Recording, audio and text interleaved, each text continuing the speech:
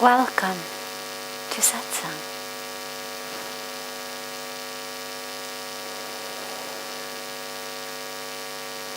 It's such a joy as always to be together in this beautiful, beautiful space of truth, of diving into the truth of who we are. And welcome, of course, to our global family, joining us from all over the world, from your homes, your offices, your rooms, your cars, wherever you're joining us from. A beautiful welcome to you as well.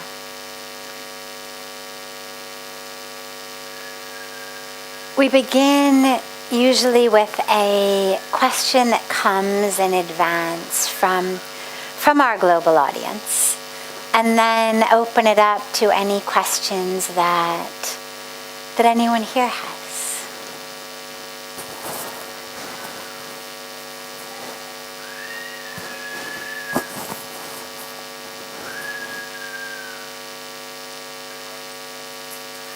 What if you found out, this is a very interesting question, what if you found out that one of your long-held and favorite memories wasn't true? Would it matter? You know, it's interesting because I've got a background in psychology, and in psychology, we study a lot about memory, actually. Memory is one of the very common focuses when you study psychology, and it gets studied because our memories impact us so much. And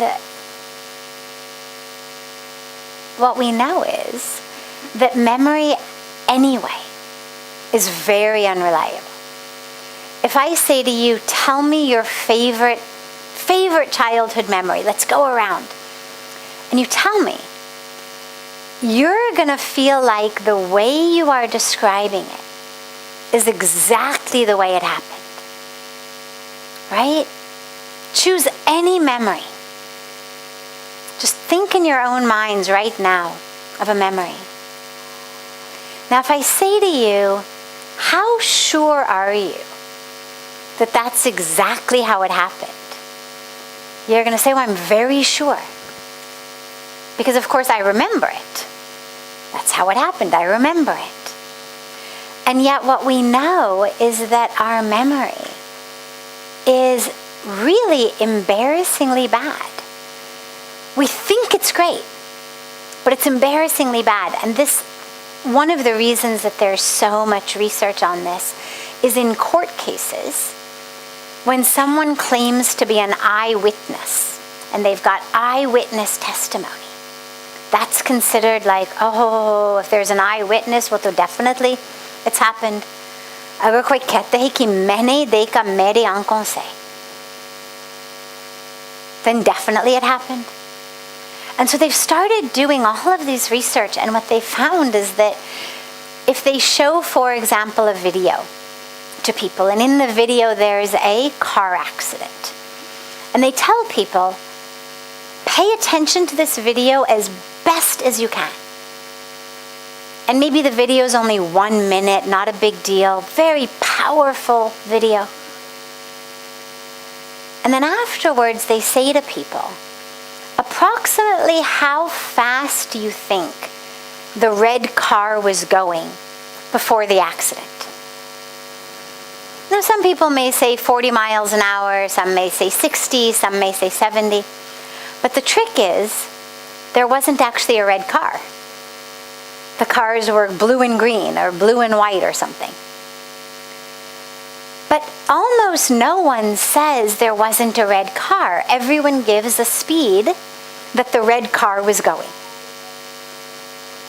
And then, if you ask people a week later, what color was the car that caused the accident, they will remember it as red. Because we told them in the beginning, the red car. Now that's embarrassing as people who depend on our brains, on our memories for how we live. But study after study after study after study has shown over and over again that our memory is miserable. Inevitably, we merge things together, we fill in the blanks. Over time, they get completely changed. Even the memories that you think are your most vivid memories, I guarantee you, some major part of that memory is wrong. And I guarantee it only because I've studied the science. And the science says we just don't remember the way we think that we do. So the person has asked, what do you do if you find out that one of your favorite memories isn't true? Well, the first thing we do, even before that, is we realize most of our memories are probably not true. Or not true, at least in the way we remember them. Kuch to hua. Something happened, we remember the idea, the theme, but not the details. And this is really important because you realize how much of our anger, our pain, our grudges are rooted in what we think happened to us in the past. So right now, whether your memory has already been proven to not be right or not, realize your memories are not nearly as accurate as you think. And that's beautiful because it actually frees us up. As long as we think that what I remember is exactly true, I'm stuck. I'm stuck with that identity, that story, that drama. The minute I realize, it's probably not true. Or at least a lot of it isn't true. Pieces of it are, but a lot isn't. Then we become completely free to remember things in completely different ways. And what's important about our memories is how they impact us today. So if you've got a memory that's causing you pain, anger, grudges, guilt, tell yourself that chances are the way you're remembering it is not actually the way that it happened.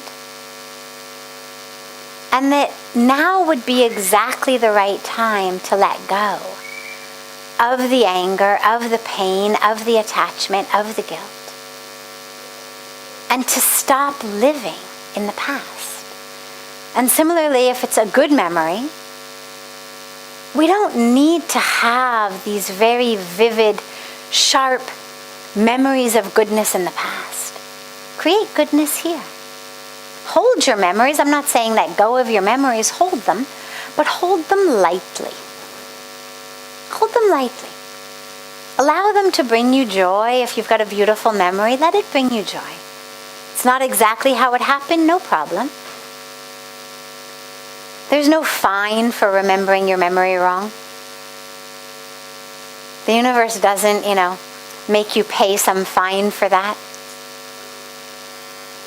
Remember things in ways that either bring you joy or bring you lessons.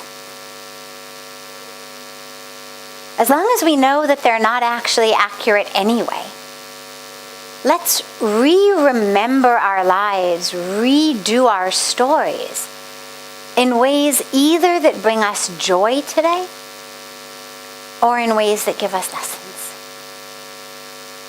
And that's the point that memory serves anyway. So whether it's exactly historically accurate or not doesn't matter. What matters is there joy in it? Or is there a lesson in it? And if there's either, then wonderful. But hold it lightly. The truth that we speak of is the truth of who we are, unchanging, And that's not dependent upon exactly what happened when you were 8 years old and exactly how you remember it. It's dependent on recognizing that the you who had an 8-year-old body is the same as the you who has this body now. That although the body has changed, you have not. That's much more important than an actual memory of when you were 8 or 9. So it wasn't exactly how you remembered it? No problem. Didn't happen at all? No problem. Does it make you happy to think about? Beautiful, think about it. There's no rule that says you can't rewrite your life. Wasn't so good the first time around? No problem. Remember it differently. Tell your story differently. What matters is how it impacts you today. Give yourself a story that today is going to bring you joy or inspiration, or both.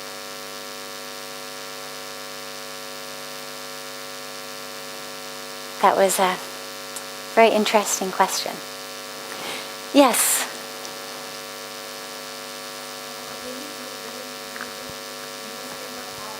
Just 1 second, he's bringing you the mic.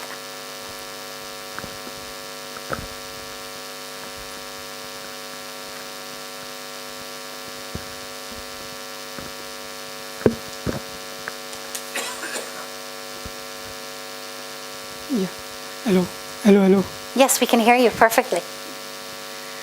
When you use the word I, what does that mean?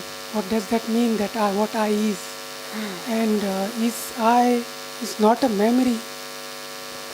No, I is definitely not a memory. Definitely not a memory. I is that which is alive and present right now. Our memories are drama. Our memories are like plots in a movie or a stage show. The body did this, the body did that, the body went here, the body ate that. Had really good pizza here, good ice cream over there, tacos here, bought this here, went to that party there. Memories are plot, drama, stories. Ye hua, wo hua. I is that which exists regardless of the drama, independent of the drama. I is the one that stays constant. Chahe mein pizza kha rahi hoon, chahe ice cream kha rahi hoon, chahe tacos kha rahi hoon. I doesn't change. The drama changes, the story changes, the memory changes, the emotions may change, the feelings may change, how my stomach feels at the moment or tomorrow morning may change.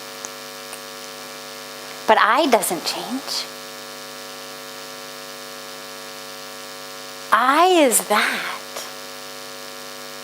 Lord Krishna gave it so perfectly in the Bhagavad Gita. That which is never born, never dies, cannot be burned by fire, wet by water, dried by the wind, cut with knives.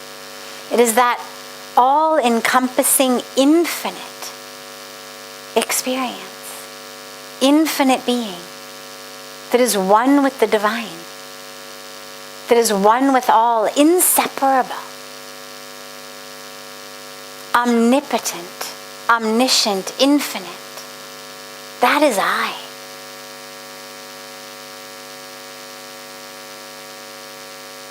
The dilemma is that it can be understood only experientially.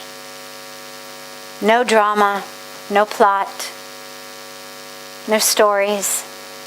And the mind loves a good story. If you notice, all our minds do pretty much all day long is tell stories. either they're retelling stories of the past, the good and the bad. Wo to bahut acha tha. Oh, so sad it's over. Or, oh, that was very bad. It's telling stories of the future. I'll never become anything. I'm going to be a failure. I'll never accomplish what I want, achieve what I want, experience what I want. It's telling stories all the time, the past and the future, and also the present.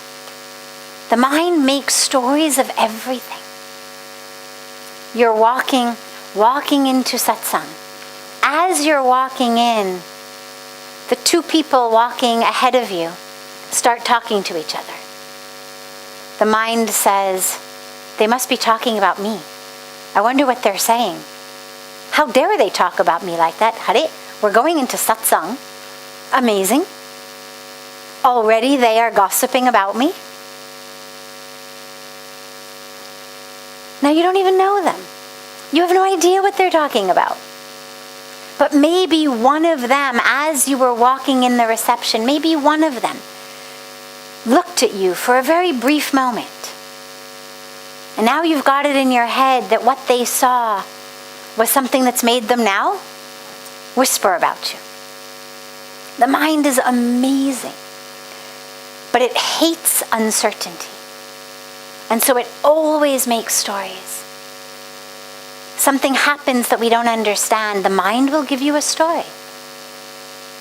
A friend of yours doesn't invite you someplace.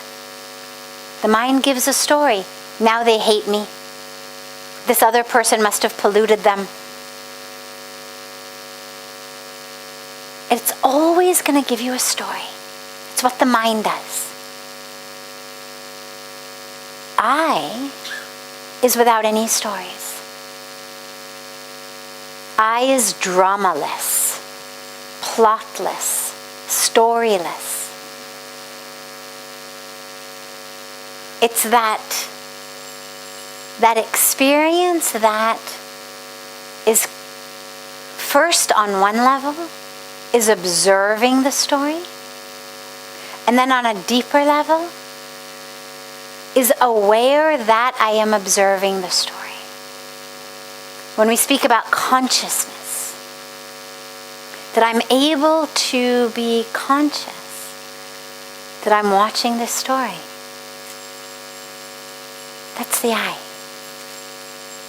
Whatever the story may be, I is aware. I is aware. So it's like you walk through a winter day. You walk through a summer day. You walk through a windy day. You walk through a hot day. You walk through a cold day. But the body stays the same. The weather is changing, but the same body is walking through all those days. In one case, the eyes are seeing snow. In another case, they're seeing sun. The hands are feeling cold or feeling hot or feeling wet. But the body is the same. In the same way, we are experiencing anger, joy, grief, jealousy, frustration, stress. I is aware that these experiences are happening. But I doesn't change based on the experience. Like the body doesn't change based on the weather. The body's aware the weather has changed, but it doesn't change. I is aware, now this experience is happening, now this is happening. Now there's some anger arising, but I doesn't change.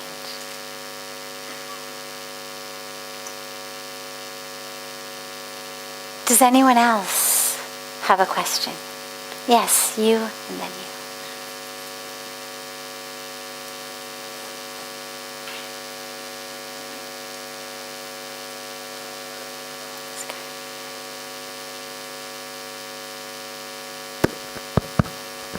Namaskaram and Atma Vandan. In meditation, how to attain a thoughtless state.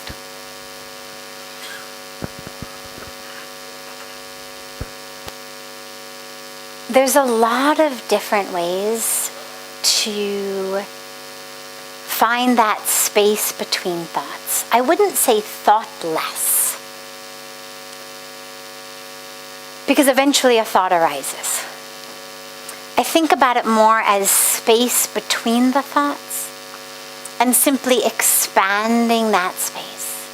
And then, even if a little thought arises, we learn how to just let it go so it doesn't distract us.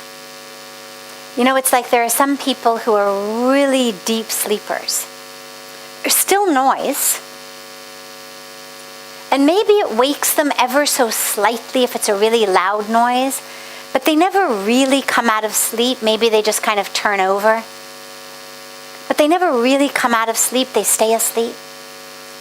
And then there are people who every single little noise, they're wide awake. So, in the same way in meditation, sometimes thoughts arise and we lose the meditation, like someone loses their sleep.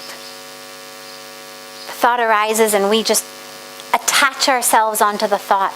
We follow the thought, we keep telling the stories of the thought. We go around with it. And then, as we meditate more and more, we become able to have that little thought arise. And we're aware of it. But it never really pulls us out of our meditation. And we're able to just go right back into meditating and let the thought dissipate. And that's the state you want to attain. And it's just practice. It's really just practice.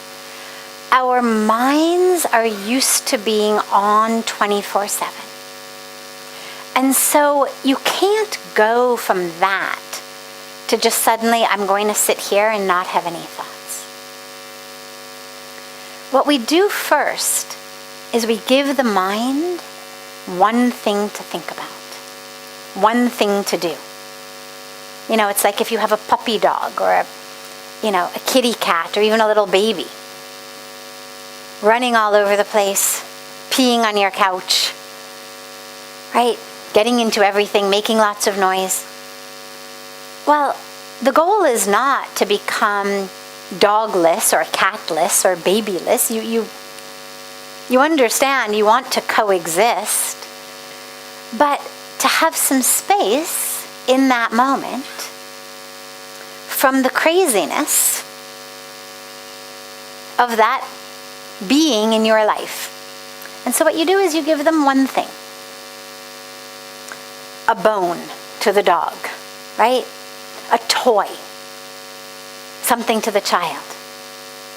And then they sit in a corner or they sit somewhere calmly and they play with it. And at least the rest of the house now is calm. So in the same way, we give something to our mind. We can have it be aware of the breath. We can give it a mantra. We can give it a name of God. We can give it a prayer. We can give it an image, an open-eyed meditation. We can give it a candle flame. These are ways of bringing the mind from being all over the place to being in one place. And then slowly, slowly, the mind becomes quiet. Slowly, slowly, the observer and the observed become one.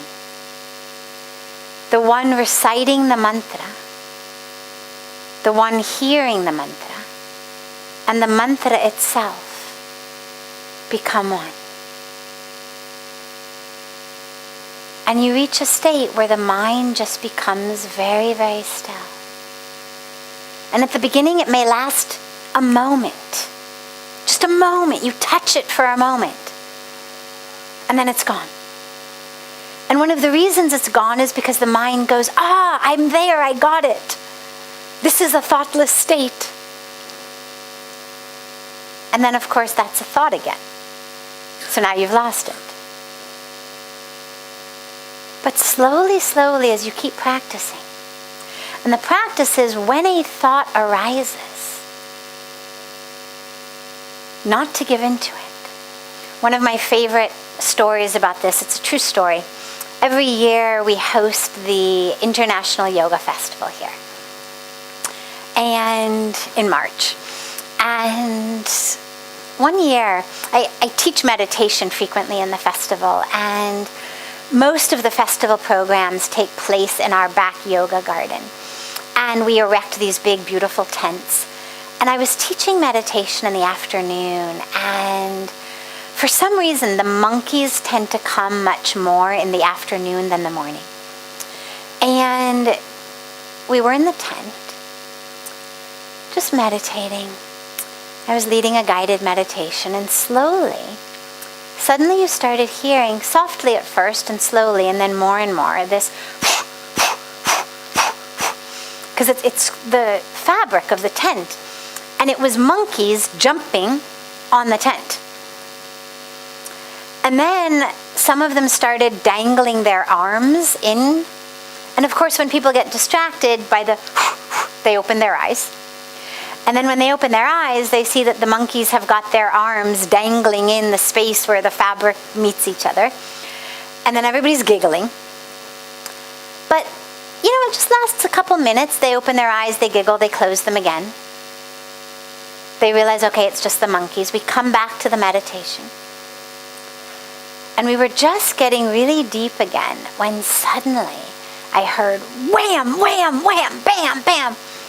And it was the chowkidar we had hired to keep the monkeys away. And he had this big metal stick, and he was hitting the metal poles of the tent to scare the monkeys off the roof. Now, obviously, there is no way you can meditate in a tent where somebody is banging a metal pole against a metal pole at a furious rate. And so I bowed to the chowkidar for this beautiful demonstration, because it actually was a perfect demonstration of what happens in meditation. So we're meditating, and there's a distraction. We speak about the monkey mind. In this case, we actually had live monkeys giving us the demonstration, actual monkeys bouncing around. You notice it. It distracts you for a brief moment. And then you bring the awareness back. And slowly it stops distracting you because you realize, they're just the monkeys. But when the inner chowkidar starts yelling at the monkeys and starts trying to get the thoughts to go away, stop it. Be quiet. Get out of here. Then you've lost your meditation. And so it was a beautiful opportunity to actually have that experience. And so what happens with us is we're meditating, a thought arises, sensation arises, we itch. Then we have a choice. We draw the awareness right back, or we allow the mind to just go, right? I've got an itch. Oh, I bet there's ants on me. Yeah, God, India's got so many bugs. People told me not to come to India. There's too many bugs. I wonder if I've got a vaccination for whatever this thing is that's crawling all over my knee must be. Now, all that happened was my knee itched. But if I allow the mind to go, I'm contracting some deadly illness from just an itchy knee. That's the way the mind works. So the practice is a practice of the knee itches. We just bring the awareness back. We don't allow ourselves to get hooked into a story. Just bring it back. No judgment, no analysis, no drama. We just bring it back. And then that thoughtless state will expand and expand. It'll come easier and easier.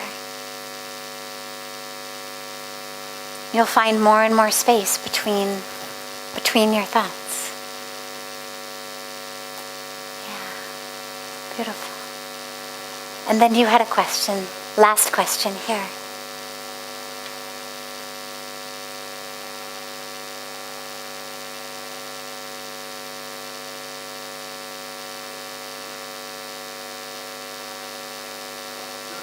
Namaskar.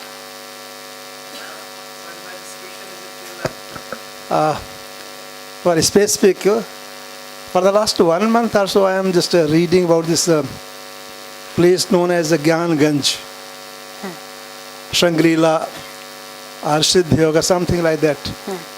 This is near the Tibet or this Himalayas. Whether it is a lot of, they say this saints, they live in the astral body, including Mahavatar Baba.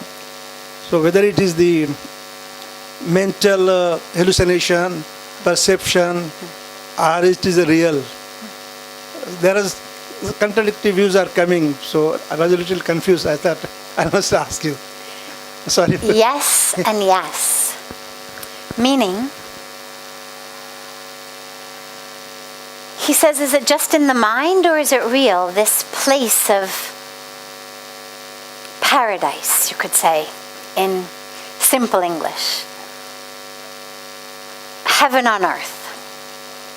That the saints and the sages describe it.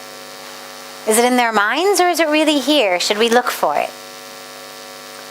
Well, our minds create our reality. That which I'm seeing right now is a product of my own mind. When Pujya Swamiji was very young in the jungles, he tells this story frequently of a saint who told him, Bolo Jivan Kaisa hai, Jaisa banalo vaisa hai. Chahe isko swarg banalo, chahe isko narak banalo. It's up to you. So, am I going to live in heaven or hell? It is up to me. It is a product of how I think. That which makes paradise or Shangri-La is not about which flowers blossom. There's lots of people all over the world with beautiful gardens who are miserable. There's no direct connection to the number of flowers blooming in your front yard and your mental state. Take a trip through America, take a trip through Europe, take a trip through so many parts of the world where people have huge gardens. India, huge gardens, lots of flowers, and they're miserable. So, certain species of flowers do not create paradise. The paradise exists in our experience, but then it also exists in reality in the world that we live in. There's a beautiful story of a sage who was sitting on a path in the jungles, and a young boy was sitting with him. And a man walked by and he says to the sage, "Tell me about the village up ahead."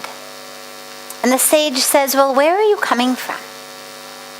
And the man says, "Oh, I'm coming from such and such a village, and it was horrible. The people were liars and cheaters and thieves." And the sage said, "I'm so sorry to tell you this, but the village up ahead is actually exactly the same." So although the man keeps walking, there's only one road, only one way to go. And a short while later, another man comes by and says, "Tell me about the village up ahead." And the sage says, "Where are you coming from?" And he says, "Oh, I'm coming from this village that was so beautiful. The people were full of such love and generosity, caring." And the sage said, "Great news. The village up ahead is exactly the same." Now the young boy sitting with him says, "Babaji, ye kaise ho sakte hain? Ek hi village hai. There's only one village up ahead. How can it possibly be full of people who are liars and cheaters, thieves, and people who are loving and generous and kind?" And the sage says, "Because what each of these men sees is what they will keep seeing wherever they go." So the first man will see liars and thieves and cheats. The second man will see beautiful people. And so what the saints and the sages and the rishis have experienced is that paradise inside that enables them wherever they are, whomever they are with, to experience that. They carry the fragrance with them. It's not about what's blossoming in the field in front of me. They actually carry the fragrance with them. So naturally, wherever they go, it's heavenly fragrance. So can we find it? Yes. But not on a map. You know, in psychology, one of the things that we talk about is something called pulling a location.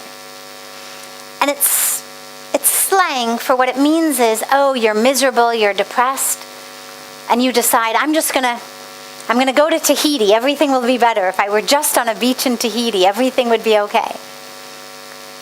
But of course, the same you who's miserable and depressed is the same you who's sitting on the beach in Tahiti. And so what you find is that misery and that depression stays with you. Because wherever you go, there you are. And so it's not about finding the most beautiful place, because you will carry your misery along with your underpants and toothbrush along with you. And if what you have found is peace and joy and love and fragrance in your life, you will carry that. So that Shangri-La, that paradise, that heaven on earth, it exists within us. And then, yeah, it's everywhere we go. Beautiful. We will start with your question tomorrow. Kal aapki question se shuru karte hain na. Beautiful. Have a beautiful, a wonderful rest of your evening. Hope to see you all tomorrow. And a beautiful morning and day to our family joining us from around the world. And so much love to you all.